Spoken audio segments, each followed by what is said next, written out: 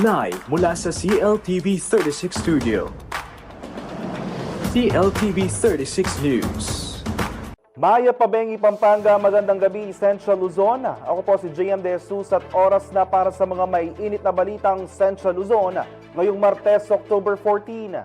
Mas pinaigting na kampanya sa disaster preparedness isinusulong ng OCD3 sa Central Luzon. Sunod-sunod na lindol, normal na pangyayari ayon kay DOST Secretary Solidum. Walang pagtaas ng kaso ng influenza-like illness sa Central Luzon ayon sa DepEd. Mga barko ng PCG at before, binangga muli ng China Coast Guard. Malacanang, umipala sa CCG na sumunod sa batas. At 10 barangay na kalahok sa GLF 2025 sumailalim sa unang parol inspection.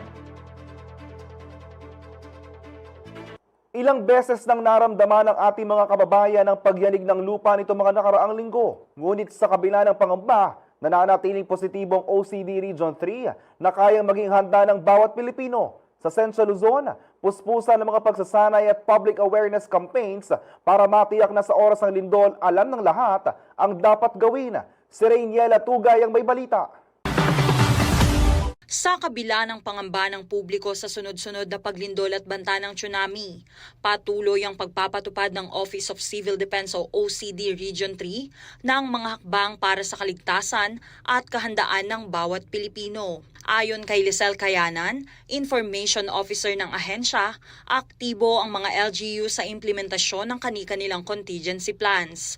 Kabilang dito ang pagtukoy sa high-risk areas, pagsasanay ng emergency responders, at paghahanda ng mga evacuation centers. For every LGU, we are requiring them to have contingency plans for their top 3 hazards, and that includes yung ating earthquakes. From bad, worst, and worst case scenario. And per contingency plan po, no, nakalist down din lahat ng mga available resources natin, yung from our manpower to our equipment, nakalagay po doon. So per LGU and even our regional office for the whole of Central Luzon, we have contingency plans for earthquake po. Patuloy rin daw na minomonitor ng OCD ang earthquake drill sa mga paaralan at komunidad, katuwang ang mga lokal na disaster risk reduction offices. Layunin nitong masanay ang publiko sa tamang paggalaw, bago, habang at pagkatapos ng lindol. For us po, no, every quarter sa buong taon, meron po tayong kinakandak na nationwide simultaneous earthquake drill. Ang goal natin when we conduct NSED ay magkaroon ng muscle memory, hindi lang po tayo sa government, even our stakeholders from our communities, our schools, yung mga student, and even from the private stakeholders natin and the academy. Kasabay nito, pinaigting din umano ng ahensya ang capacity building programs para sa mga LGU upang mapalakas ang kanilang kakayahan sa emergency response at post-disaster recovery. We are also encouraging our LGUs na magkaroon ng mga regular drills sa kanilang mga LGUs, hindi lang po sa munisipyo or sa City Hall, bagkus ipatupad din nito sa ating mga communities. Dagdag pa ni Kayanan, mahalaga ang koordinasyon sa pagitan ng National Disaster Risk Reduction Management Council o NDRRMC at iba pang ahensya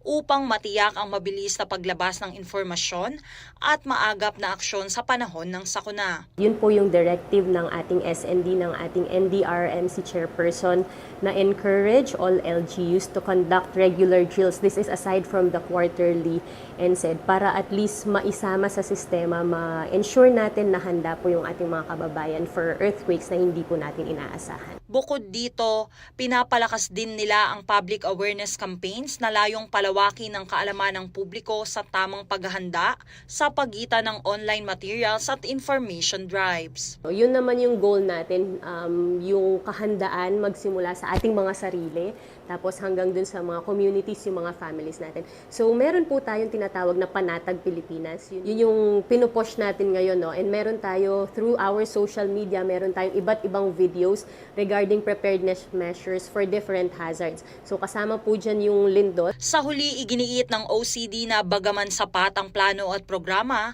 mahalaga raw na hindi tumigil sa paghahanda. Kolektibong aksyon ng pamahalaan at mamamayan ng susi upang matiyak ang kaligtasan ng lahat sa gitna ng banta ng lindol. We want to say we are ready, no? Pero syempre hindi tayo dapat makontento dun sa ganun. Dapat continuous pa rin yung paghahanda na ginagawa natin from our, hindi lang dun sa pagsasanay dun sa duck cover and hold. Syempre nagsa-start yun, gusto natin again maging sistema na yung sa ating mga bawat individual, yung pagiging handa or pagiging maalam dun sa mga dapat gawin before, during, or after an earthquake and other hazards. Samantala, idinagdag ni Kayanan na bukod sa paghahanda, kailangan ding tiyakin ng mga kaukulang ahensya na ligtas at matibay ang mga gusali at infrastrukturang ginagamit ng publiko. Aside from being ready individually, no, ang gusto natin even our infrastructures ay maging handa. No? Kasi up to now, hindi natin alam kung kailan tatama yan at gaano kalakas ang pwedeng tumama sa atin. Kaugnay niyan, panawagan ng ahensya sa mga Pilipino na makibahagi sa mga hakbang ng kolektibong paghahanda upang matiyak ang kaligtasan ng bawat isa sa harap ng mga posibleng sakuna. Sa ating pong mga kababayan, no, up to now, hindi natin alam kailan pwedeng dumating ang ating earthquake or any other incidents po, no, na related dito. So tayo po bilang mga individual, kailangan nating maging handa. Riniela Tugay, CLTV 36 News. May permisong magsuspinde ng klase ang regional at division offices ng DepEd para paghandaan ng lindol at anumang kalabidad. Sa kabila nito, patuloy pa rin ang pag-aaral ng mga estudyante hatid ng alternatibong paraan ng pagtuturo. Narito ang report. Inihayag ng Department of Education o DepEd na may kapangyarihang magsuspinde ng in-person classes ang kanilang regional at division offices para suriin ang kaligtasan at kahandaan ng mga gusaling pampaaralan sa lindol at iba pang kalamidad. Kasunod ito ng 2 araw na suspensyon ng face-to-face classes sa NCR, bunsod ng mga ulat ng kaso ng influenza-like illnesses at seri ng lindol sa iba't ibang bahagi ng bansa. Ayon kay DepEd Media Relations Chief Dennis Legaspi, bahagi ito ng preventive measures ng kagawaran para matiyak na safe ang mga estudyante, guro at maging ng non-teaching personnel. Hiniling din ng DepEd ang kooperasyon ng mga magulang, local government units at iba pang stakeholders sa pagpapatupad ng safety protocols kontra kalamidad. Bukod dito, naghahanda na rin ang ahensya sa mga earthquake drill at iba pang emergency training kasabay ng pagpapatibay ng health and safety practices sa mga paaralan. Tiniyak ng DepEd na may alternatibong paraan ng pag-aaral tulad ng online distance learning at modular learning upang hindi maantala ang pag-aaral ng mga estudyante habang isinasagawa ang mga paghahanda. Ako si Jody Dizon Mercado para sa CLTV 36 News. Samantala, tiniyak ng DOST na normal na pangyayari ang mga nangyayaring lindol sa bansa. Nalinaw din sa ahensya na walang kaugnayan ang mga naitatalang pagyanig sa bawat isa dahil magkakahiwalay ng faults sa trenches na nagdudulot ito. Panoorin natin ito. Normal lang daw ang mga sunod-sunod na pagyanig na nararamdaman sa ilang lugar sa bansa. Ito ang nilinaw ng Department of Science and Technology o DOST. Ayon sa kalihim ng ahensya na si Secretary Rene Solidum, regular na gumagalaw ang mga aktibong faults at trenches sa Pilipinas. Sa katunayan, tinatayang hindi bababa sa 30 lindol ang naitatala ng Philippine Institute of Volcanology and Seismology o PHIVOLCS araw-araw. Kaya naman paliwanag ng DOST, normal ang pagkakaroon ng malalakas na lindol sa bansa. Wala rin umanong direktang kaugnayan ng nangyaring mga pagyanig sa Cebu, Davao at Zambales dahil magkakaiba ang mga fault system na pinagbumulan nito. Paalala ng kalihim, mahalaga ang pagsunod sa National Building Code sa pagtatayo ng mga gusali.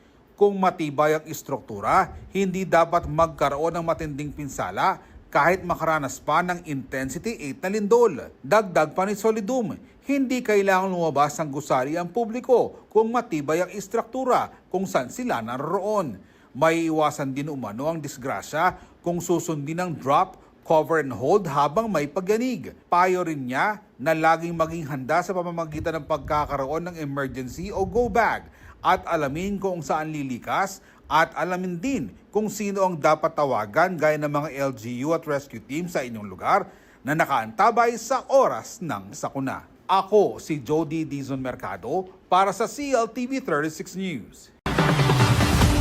Mag-iisang linggo nang nasa Bogos, Cebu ang contingency team ng Pampanga Provincial Government upang tumulong sa mga naapektuhan ng malakas na lindol sa probinsya. Ayon kay Governor Lilian Nanay Pineda, pinangunahan ni Vice Governor Dennis Delta Pineda ang grupo na binubuo ng volunteer health workers at disaster management team ng Pampanga Provincial Disaster Risk Reduction and Management Office o PDRMO. Bukod sa pagkain, naghatid din sila ng iba't ibang uri ng suporta para sa mga residente na labis na naapektuhan ng sakuna. Aminado si Governor Pineda na malaking hamon, hindi lamang ang dinaranas ng mga survivor kundi pati na ng mga tumutulong dahil sa patuloy na aftershocks at mabigat na daloy ng trapiko sa lugar. Gayunman, giit ng gobernadora magpapatuloy ang kanilang grupo sa pagtulong at pakikiisa sa pagbangon ng mga kapwa Pilipino.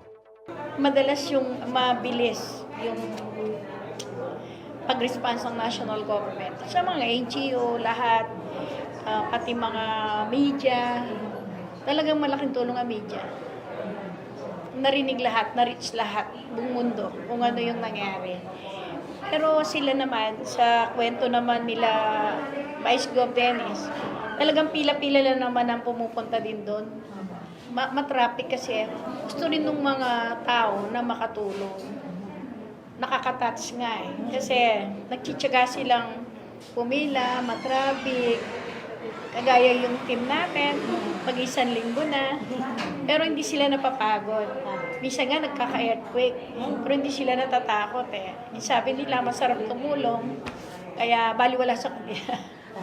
Sana magdasal sila na sana yung mga nasalanta nila, yung mga nasira nilang mga bahay-bahay, kapag tayuli yung gobyerno para sa kanila at move on sila. Kasi nangyari naman sa amin sa Pinatubuyan, talagang kung titingnan mo, mabubura na yung Pampanga sa mapa.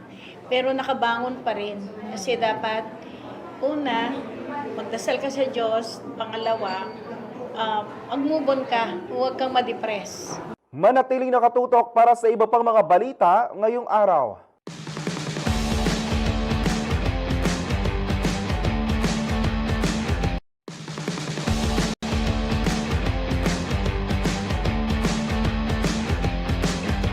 Nagbabalik ang CLTV 36 News. Walang naitalang pagtaas ng kaso ng influenza-like illness sa Central Luzon at wala rin pang publikong paaralan ang nagsuspinde ng klase dahil dito. Ito ang kinumpirma ni Department of Education o DepEd Region 3 spokesperson Michelle Cataplacson sa gitna ng patuloy na mahigpit na monitoring sa mga paaralan sa rehiyon.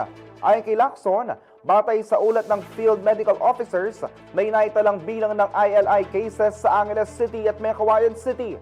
Ngunit wala pa rin ipinapatupad na class suspension sa alinmang pampublikong paaralan.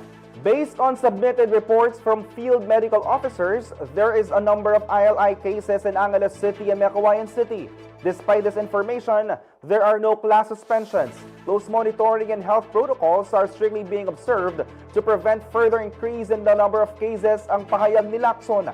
Dagdag pa niya, patuloy ang flash survey ng DepEd Region 3 upang maagap na matukoy at matugunan ang anumang posibleng surge ng sakit ngayong amihan season.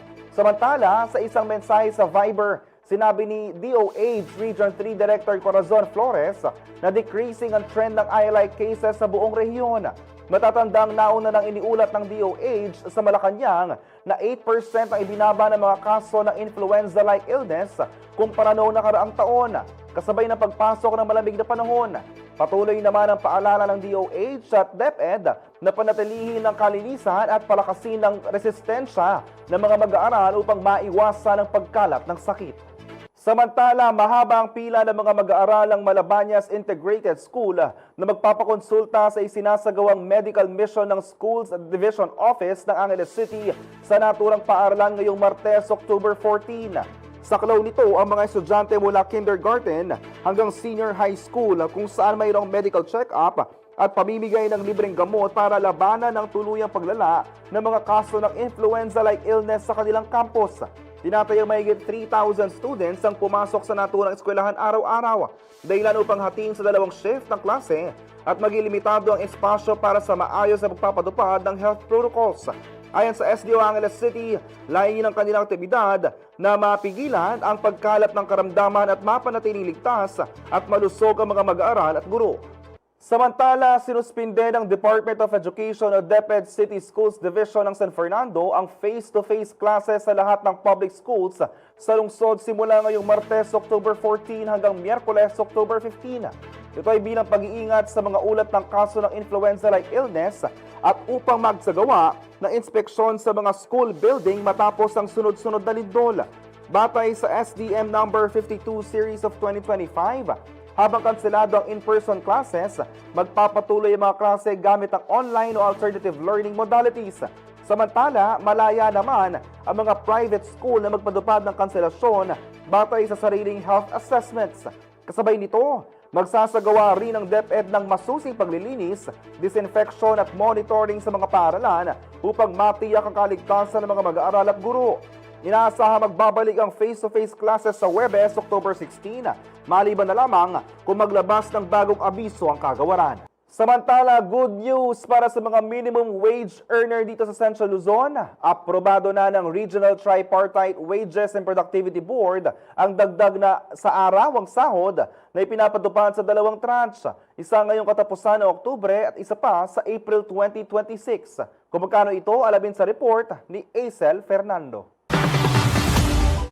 May dagdag ginhawa para sa mga minimum wage earners sa Pampanga at iba pang lalawigan sa Central Luzon matapos aprubahan ng Regional Tripartite Wages and Productivity Board o RTWPB3 ang pagtataas sa arawang sahod simula October 30, 2025.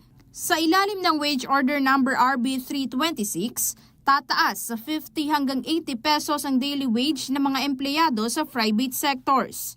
Ngunit, hahatiin ang aumento sa dalawang yugto.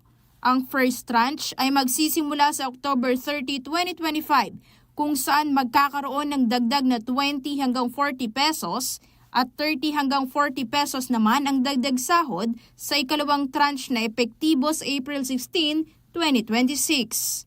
Sa Pampanga, Bataan, Bulacan, Nueva Ecija, Tarlac at Zambales, ang bagong minimum wage sa unang tranche ay magiging 570 pesos para sa non-agriculture, 540 pesos para sa agriculture, at 560 pesos sa retail at service sector. Pagpatak ng April 2026, tataas pa ito ng 30 pesos.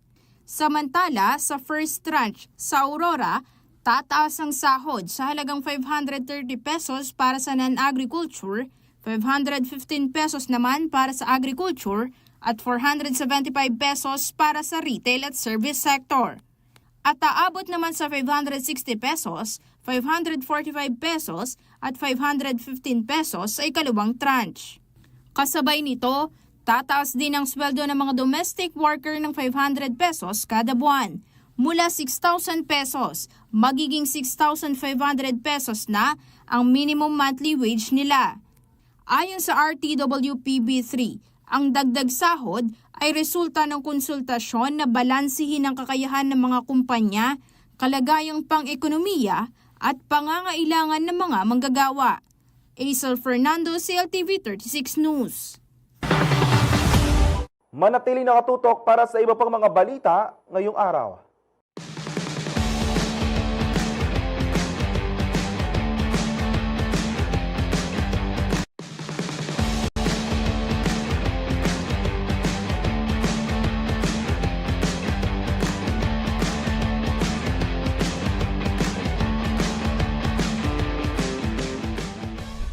Nagbabalik ang CLTV 36 News. Nakikipag-ugnayan ng Clark Development Corporation o CDC sa mga locators at iba pang ahensya ng pamahalaan upang matiyak na maserbisyo ang mabuti ng mamamayan. Naritong report.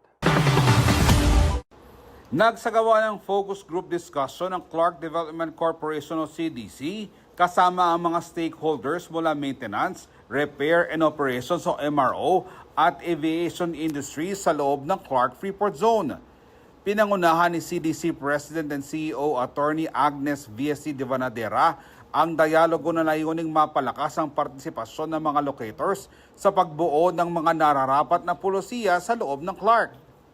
Tinalakay sa pulong ang rollout ng Maintenance, Repair and Overhaul Facilitated Access for Services and Trade o MRO FAST System, isang mekanismong binuo ng CDC at Bureau of Customs Port of Clark para mapadali ang serbisyo at kalakalan sa aviation sector. Ibinahagi naman ng Metrojet Engineering ang implikasyon ng pinakahuling Revenue Memorandum Circulars ng Bureau of Internal Revenue o BIR sa MRO industries na dumalo sa pagtitipon. Ani de Banadera, mahalaga ang mga suhesyon mula sa iba't ibang locators upang makagawa ng mga solusyon sa mga kinakaharap nilang mga usapin. May susulong din nito ang participatory governance at sectoral collaboration sa Clark Freeport Zone. Samantala, nagtulungan ang CDC at Anti-Red Tape Authority o ARTA sa mga inisyatiba upang mapahusay ang paghahatid ng serbisyo publiko at mapaigting ang good governance. 25 water districts sa rehiyon ang nakibahagi sa aktibidad sa Clark na nakatuon sa implementasyon ng Citizens Charter at Harmonized Client Satisfaction Measurement Report. Ayon kay Attorney Gloria Victoria Taruk, Vice President for Legal Affairs ng CDC, sa kanilang pakikipagtulungan sa ARTA at mga local water districts, makakaasa magiging accessible ang supply ng tubig sa mahabang panahon. Pinuri naman ni ARTA Central Luzon Chief Administrative Officer Mary Grace Manabat ang CDC sa patuloy nitong suporta sa Ease of Doing Business and Efficient Government Service Delivery Act of 2018. Ako si Jody Dizon Mercado para sa CLTV 36 News.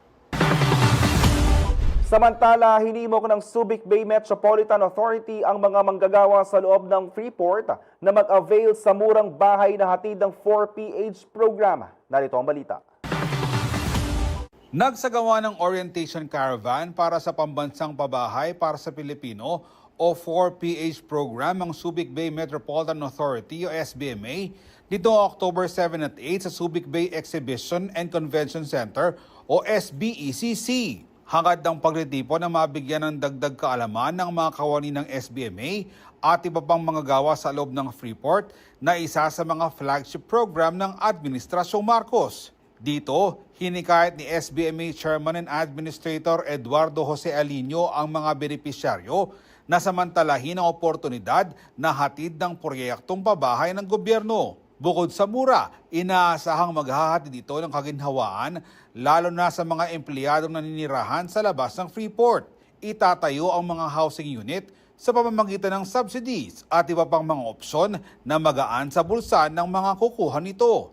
Ibinahagi sa pulong ng Department of Human Settlements and Urban Development o DHSUD ang layunin ng 4PH at ang pakinabang nito sa mga manggagawa. Binigyang din na hakbang ito para mabigyan ng disenteng tahanan ang mga mahihirap at mabawasan ang informal settlers. Tinalakay din sa mga dumalo ang eligibility requirements, proseso sa loan, interest rates at amortization ng pag-ibig at ang site development plans, building layouts, unit types, presyuhan at timeline ng mga housing projects ng Philippine Community Housing Corporation o PCHC. Sa kasalukuyan, abala ang SBMA sa pagtatayo ng pabahay, kabilang ang condominiums at dormitoryo upang makapaghatid ng abot-kayang housing sa mga nagtatrabaho sa Freeport Zone at bilang suporta na rin sa National Housing Program. Isa rito ang 1 billion residential complex sa Subic Bay Residencias kung saan kasamang itatayo ang 4 na condominium buildings para sa mga SBMA employees.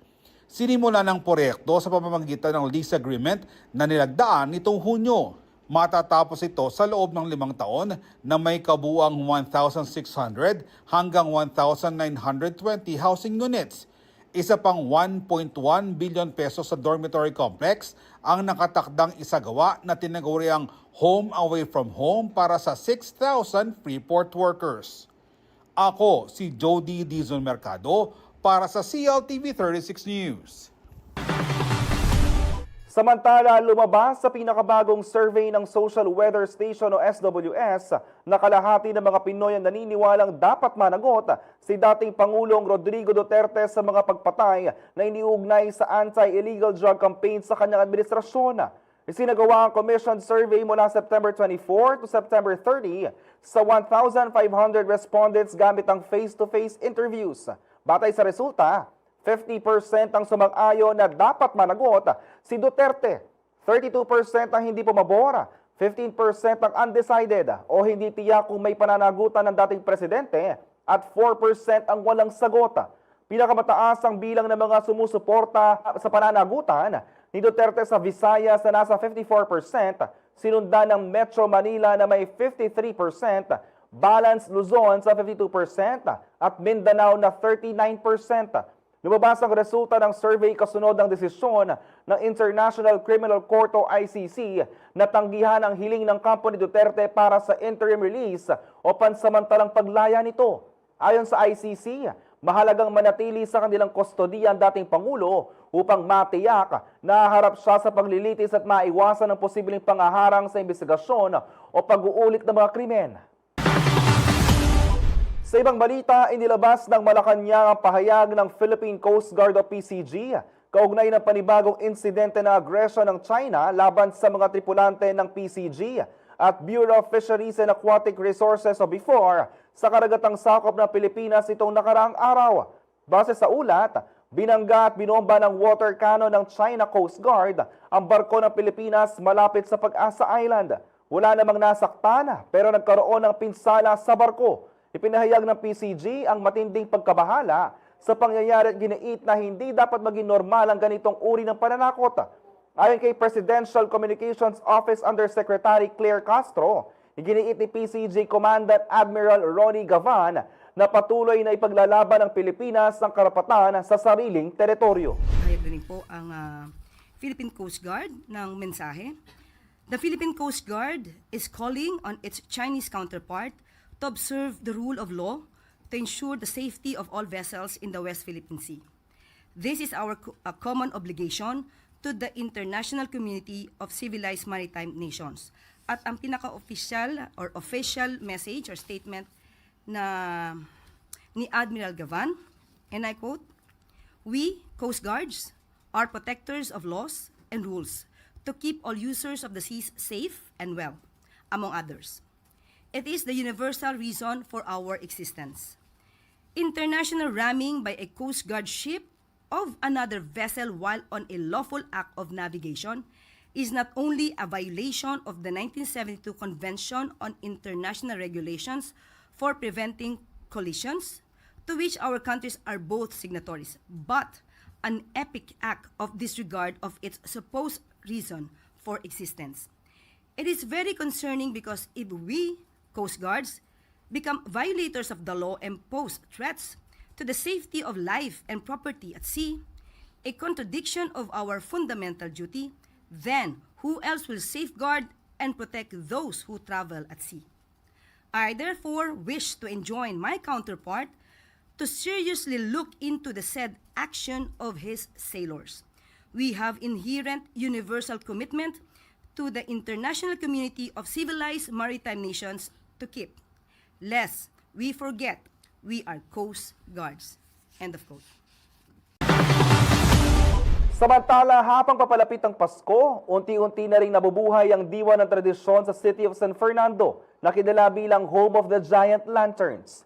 2 buwan na lang ang hinihintay bago muling masaksihan ang pinakainabangang selebrasyon hindi lang ng mga Kapampangan, kundi maging ng buong bansa, ang Giant Lantern Festival 2025. Kaugnay nito, sinimulan ng GLF Committee ang first inspection sa mga kalahok ng parol mula sa 10 barangay ng syudad. Silipin kung handa na ang mga parol at lantern makers sa report ni Acel Fernando. 2 buwan bago muling magliwanag ang City of San Fernando sa makulay na selebrasyon ng Giant Lantern Festival o GLF 2025, abala na ang GLF Committee sa pag-iikot para sa unang parol inspection. 10 barangay na sasabak sa kompetisyon ang sumailalim sa pagsusuri ng komite nitong Lunes, October 13.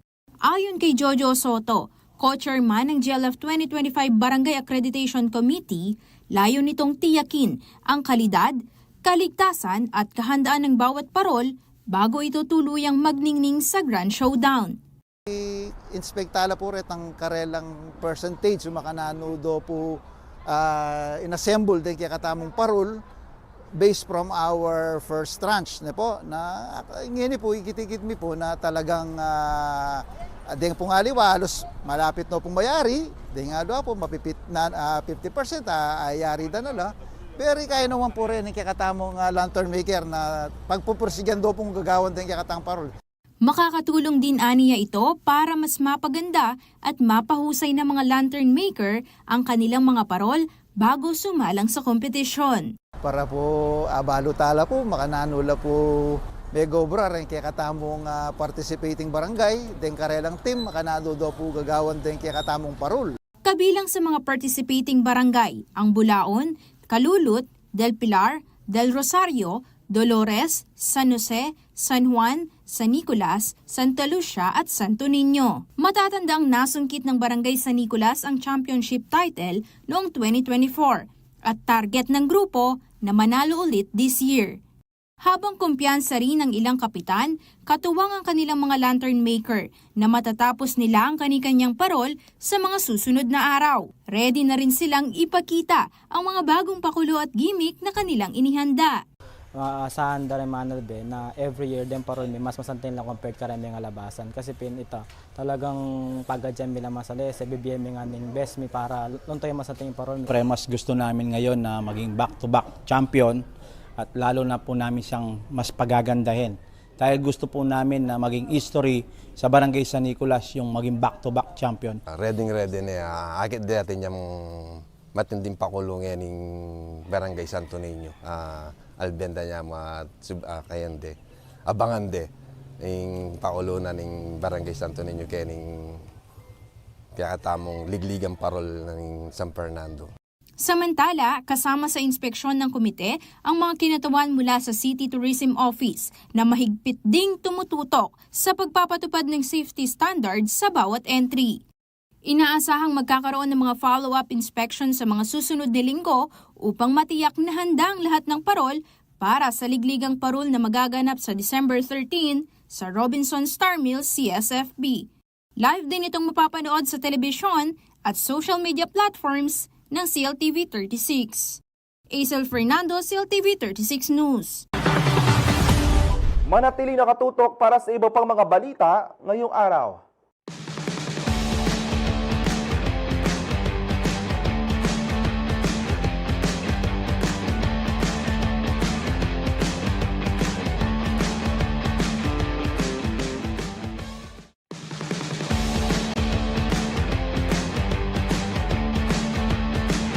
Nagbabalik ang CLTV 36 News. Dumarami na mga manlilikha na lumalahok sa taunang Luzon Art Fair.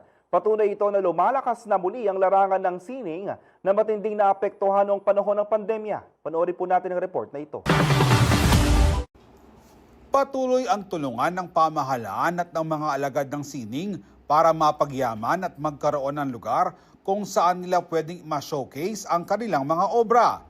Tampok ang iba't ibang artwork ng mga artist sa 3rd Luzon Art Fair na ginanap sa Bulwagang Kanlahi, Tarlac City mula October 9 to 12.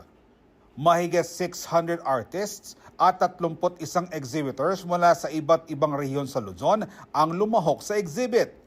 Ipinamana sila dito ang iba't ibang anyo ng sining mula paintings, sculptures at art installations. Nasa ikatlong edisyon na ang Luzon Art Fair na nagsimula bilang Tarlac Art Fair.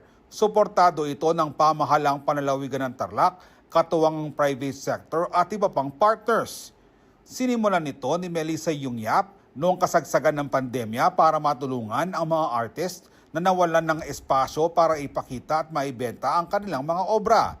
Ngayon, unti-unting nanunumbalik ang sektor ng sining at muli na ring naipapamalas ng mga artist ang kanilang angking talento at passion sa paglikha. Kabilang sa mga tampok na aktibidad ang mga seminar at workshop, gaya ng pagsulat ng kulitan na siyang sinaunang sistema ng panulat ng mga Kapampangan na pinangunahan ng artist na si Jasha Tolentino. Isa rin ng Kapampangan artist na si Alvaro Jimenez mula Kapampangan, Bacolor, Pampanga sa mga exhibitors sa Luzon Art Fair. Si Alvaro ay kilala sa paggawa ng letras y figuras at paggamit ng balat ng puno ng saging sa kanyang paintings. Bukod sa exhibit, ibinida rin ang mga produkto ng bawat bayan ng lalawigan sa One Town One Product Trade Fair. Hangad ditong maipakilala at masuportahan ng mga Tarlakenyo at mga dumalo sa art fair ang mga produktong lokal bilang suporta sa paglago ng nasabing mga negosyo. Ako si Jody Dizon Mercado para sa CLTV 36 News. Para naman sa magiging lagay ng panahon, panoorin natin ang report na ito.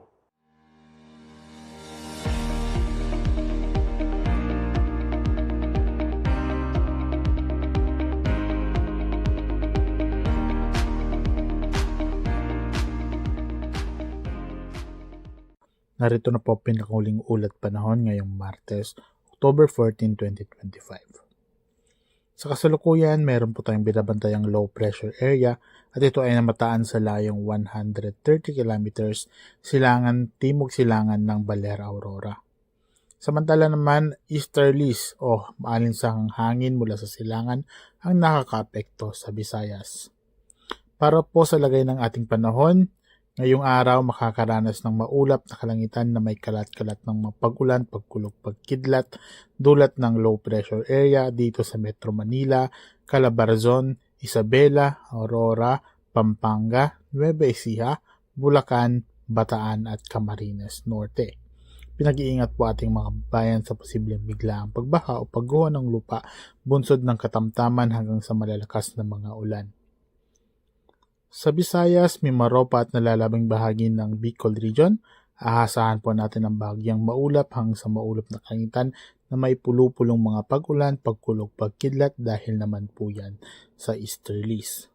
Sa extreme northern Luzon naman, makakaranas ng bahagyang maulap hanggang sa maulap na paworin na may mga pag-ambon o mahihinang ulan, dulot naman po ng northeasterly wind flow.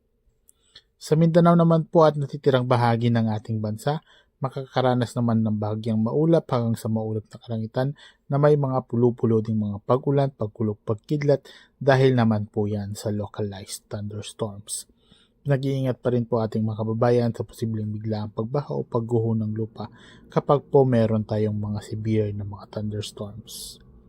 At yan po ang pinakahuling ulat panahon mula dito sa Pag-asa Clark Weather Station.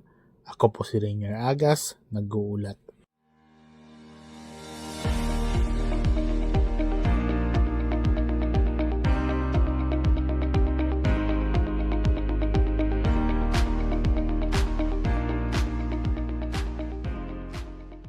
Mas pinalakas, mas pinastig, ipinakikilala ng Geely ang 2025 Cool Ray Sport Plus, ang bagong version ng kanilang popular compact SUV na may bagong sporty design, upgraded tech features sa performance sa siguradong patok sa mga naghahanap ng forma at power sa isang sasakyan.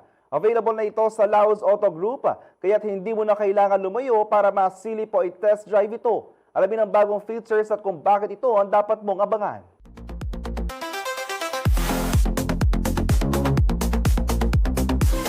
I'm Mark Angelo Usman, the business manager of Geely Bacolor.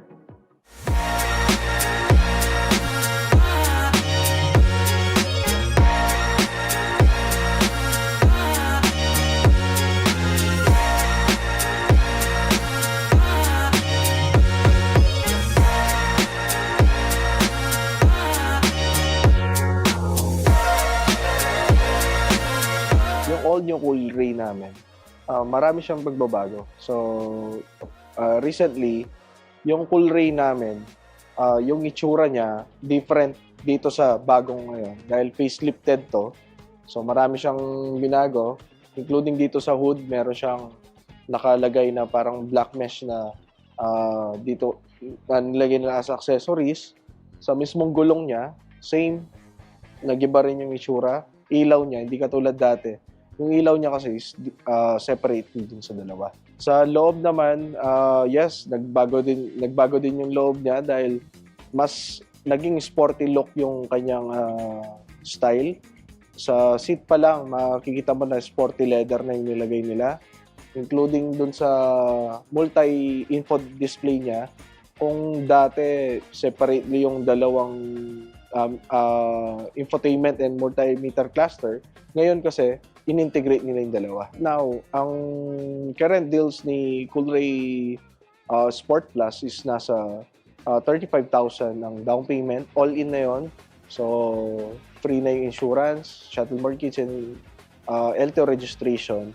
Yung monthly natin or monthly amortization natin for 5 years is amounting to 26,900 pesos. Ang presyo natin kay Coolray is 1,299,000. So, yung 24/7 na LGC Cares program, kasama lahat yung mga unit natin din. For the safety, superb ang safety nito dahil dun sa 360 camera or yung all sides ng camera, ngayon, upgraded version siya, naging 540 degrees camera. So, pati yung transparent view, makikita na natin sa sasakyan ngayon. Bali, yung transparent view, additional na features yun, makikita mo yung underneath ng sasakyan mo. And additional safety, it can park itself. For the safety pa rin, 6 SRS airbags yung included sa unit natin. 1.5 pa rin siya, kaya lang 4-cylinder na siya. Dati kasi, we have 3-cylinder pero turbocharged. Right now, 4-cylinder and turbocharged din. Hindi ka nabibitin dahil meron siyang 3 different driving modes, which is the sport mode, the eco mode, and the comfort mode. Ang masasabi ko lang kay Coolray Sport Plus,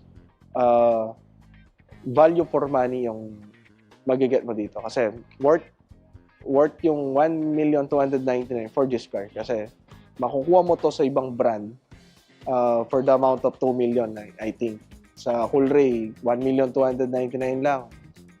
Get mo yung mga smart features, yung future features na napadating ngayon sa mga ibang brands. You can reach us at 0918-854-2766 and look for yours truly, Mark Angel Usman.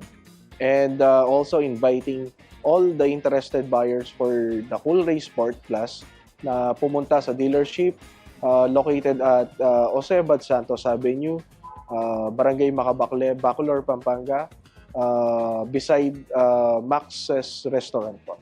So sa mga families out there, I'm inviting you to have a look on our Geely Coolray Sport Plus. Kung gusto na ninyong i-upgrade ang mga sedan natin into a compact SUV, I think this is the time na ma-check nyo yung ating Coolray Sport.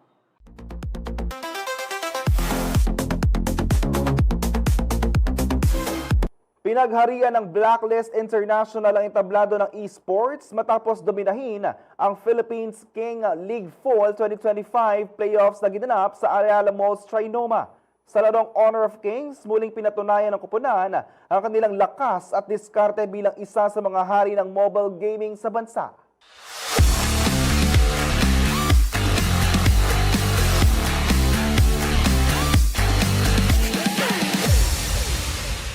Pinatunayan ng Blacklist International na sila ang hari ng esports sa bansa matapos dominahin ng Philippine Kings League o PKL Fall 2025 playoffs na ginanap sa Ayala Malls, Trinoma sa Quezon City nitong Linggo, October 12.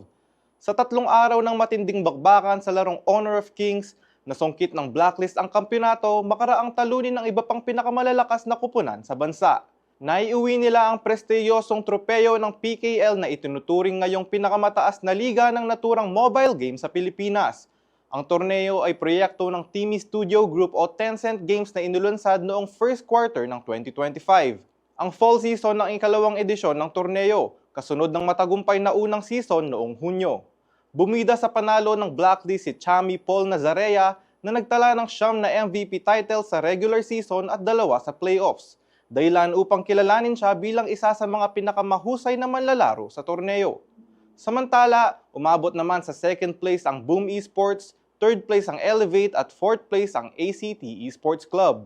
Kakatawanin ng Blacklist at ng iba pang nabanggit na koponan ang Pilipinas sa Honor of Kings International Championship o KIC 2025 na gaganapin sa bansa sa darating na Nobyembre. Magtatagisan dito ang 16 teams mula sa iba't ibang bansa tulad ng Brazil, Indonesia, Italy, Malaysia at South Korea para sa premyong $1 million.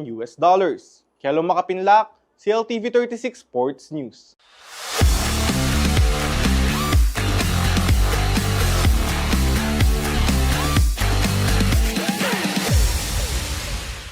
Kumpleto na ang lineup ng walong pelikula para sa Metro Manila Film Festival 2025. Kasama rito mga kwento ng pag-ibig, drama at inspirasyon na siguradong aabangan ng moviegoers ngayong Kapaskuhan. Alamin ang buong detalye sa entertainment news ni Danny Cagino.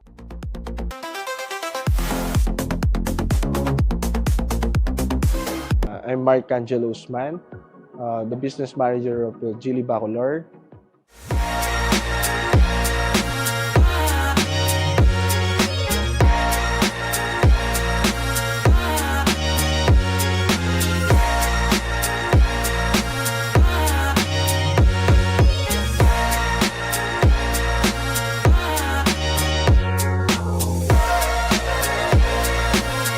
Yung all new Cool Ray namin, marami siyang pagbabago. So, recently, yung Cool Ray namin, yung itsura niya, different dito sa bagong ngayon. Dahil facelifted to. So, marami siyang binago. Including dito sa hood, meron siyang nakalagay na parang black mesh na dito, nilagay na as accessories. Sa mismong gulong niya, same, nag-iba rin yung itsura. Ilaw niya, hindi katulad dati. Yung ilaw niya kasi is separate din sa dalawa. Sa loob naman, yes, nagbago din yung loob niya dahil mas naging sporty look yung kanyang style. Sa seat pa lang, makikita mo na sporty leather na yung nilagay nila. Including dun sa multi-info display niya. Kung dati, separately yung dalawang infotainment and multimeter cluster, ngayon kasi, in-integrate nila yung dalawa. Now, ang current deals ni Cool Ray Sport Plus is nasa 35,000 ang down payment. All in na yun. So, free na yung insurance, shuttle mortgage, and LTO registration. Yung monthly natin or monthly amortization natin for 5 years is amounting to 26,900 pesos. Ang presyo natin kay Cool Ray is 1,299,000. So, yung 24/7 na LGC Cares program, kasama lahat yung mga unit natin din. For the safety, superb ang safety nito dahil dun sa 360 camera or yung all sides ng camera, ngayon, upgraded version siya, naging 540 degrees camera. So, pati yung transparent view, makikita na natin sa sasakyan ngayon. Bali, yung transparent view, additional na features yun, makikita mo yung underneath ng sasakyan mo. And additional safety, it can park itself. For the safety pa rin, yung 6 SRS airbags yung included sa unit natin. 1.5 pa rin siya, kaya lang 4-cylinder na siya. Dati kasi, we have 3-cylinder pero turbocharged. Right now, 4-cylinder and turbocharged din. Hindi ka nabibitin dahil meron siyang 3 different driving modes, which is the sport mode, the eco mode, and the comfort mode. Ang masasabi ko lang kay Cool Ray Sport Plus, value for money yung magiget mo dito. Kasi worth yung 1,299,000 for this car. Kasi makukuha mo to sa ibang brand for the amount of 2 million, I think. Sa Cool Ray, 1,299,000 lang. Get mo yung mga smart features, yung future features na napadating ngayon sa mga ibang brands. You can reach us at 0918-854-2766 and look for yours truly, Mark Angelo Usman. And also inviting all the interested buyers for the Cool Ray Sport Plus na pumunta sa dealership located at Osebad Santos Avenue, Barangay Macabacle, Bacolor, Pampanga, beside Max's Restaurant po. So sa mga families out there, I'm inviting you to have a look on our Geely Cool Ray Sport Plus. Kung gusto na ninyong i-upgrade ang mga sedan natin into a compact SUV, I think this is the time na ma-check nyo yung ating Cool Sport.